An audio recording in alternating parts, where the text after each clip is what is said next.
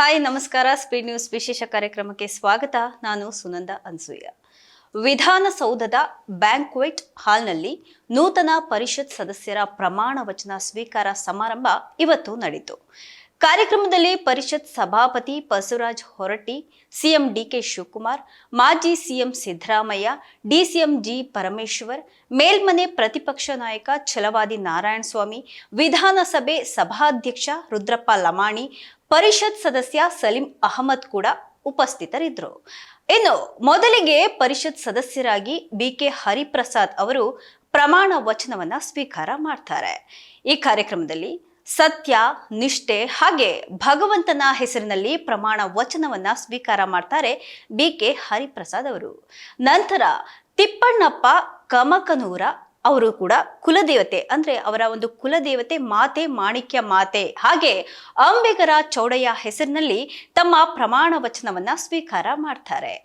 ಪರಿಷತ್ ಸದಸ್ಯರಾಗಿ ಆಯ್ಕೆಯಾದಂತಹ ವಿನಯ್ ಕಾರ್ತಿಕ್ ಅವರು ಮೊದಲಿಗೆ ದೇವರ ಹೆಸರಲ್ಲಿ ಹಾಗೆ ನಂತರ ಡಿಕೆ ಶಿವಕುಮಾರ್ ಹೆಸರಲ್ಲಿ ಪ್ರಮಾಣ ವಚನವನ್ನ ಸ್ವೀಕಾರ ಮಾಡ್ತಾರೆ. ಇನ್ನು ಇಂಗ್ಲಿಷ್ ಭಾಷೆಯಲ್ಲಿ ಪ್ರಮಾಣ ವಚನವನ್ನ ಸ್ವೀಕಾರ ಮಾಡಿದಂತಹ ವಿನಯ್ ಕಾರ್ತಿಕ್ ಬಳಿಕ ಡಿಕೆ ಶಿವಕುಮಾರ್ ಅವರ ಕಾಲಿಗೆ ಬಿದ್ದು ನಮಸ್ಕಾರ ಕೂಡ ಮಾಡಿ ಅವರ ಆಶೀರ್ವಾದವನ್ನ ಪಡಿತಾರೆ. ಈ ವೇಳೆ ಡಿಕೆಶಿ ವಿನಯ್ ಕಾರ್ತಿಕ್ ಅವರನ್ನ ಅಭಿನಂದಿಸ್ತಾರೆ. ಇನ್ನು ಮಳವಳ್ಳಿ ಶಿವಣ್ಣ ಅವರು ಸಿದ್ದರಾಮಯ್ಯ ಹಾಗೆ ಭಗವಂತನ ಹೆಸರಿನಲ್ಲಿ ತಮ್ಮ ಪ್ರಮಾಣ ವಚನವನ್ನ ಸ್ವೀಕಾರ ಮಾಡ್ತಾರೆ. ಇತ್ತ ರಘು ಕೌಟಿಲ್ಯ ಅವರು ಭಾರತ ಮಾತೆ ಹಾಗೆ ಮಾಜಿ ಸಿಎಂ BS ಯಡಿಯೂರಪ್ಪ ಅವರ ಹೆಸರಿನಲ್ಲಿ ಪ್ರಮಾಣ ವಚನವನ್ನ ಸ್ವೀಕಾರ ಮಾಡ್ತಾರೆ. ಹಾಗೆ PV ಮೋಹನ್ ಅವರು ಸಂವಿಧಾನದ ಹೆಸರಿನಲ್ಲಿ ಪ್ರಮಾಣ ವಚನವನ್ನ ಸ್ವೀಕಾರ ಮಾಡಿದ್ರು. ಜೂನ್ 2026ರಲ್ಲಿ ನಡೆದಂತಹ ಕರ್ನಾಟಕ ವಿಧಾನ ಪರಿಷತ್ನ ಅಂದ್ರೆ MLC 7 ಸ್ಥಾನಗಳ ಚುನಾವಣೆಯಲ್ಲಿ ಆಡಳಿತಾರೂಢ ಕಾಂಗ್ರೆಸ್ ಭರ್ಜರಿ ಜಯವನ್ನ ಸಾಧಿಸಿ 5 ಸ್ಥಾನಗಳನ್ನ ಗೆದ್ದುಕೊಂಡಿದೆ.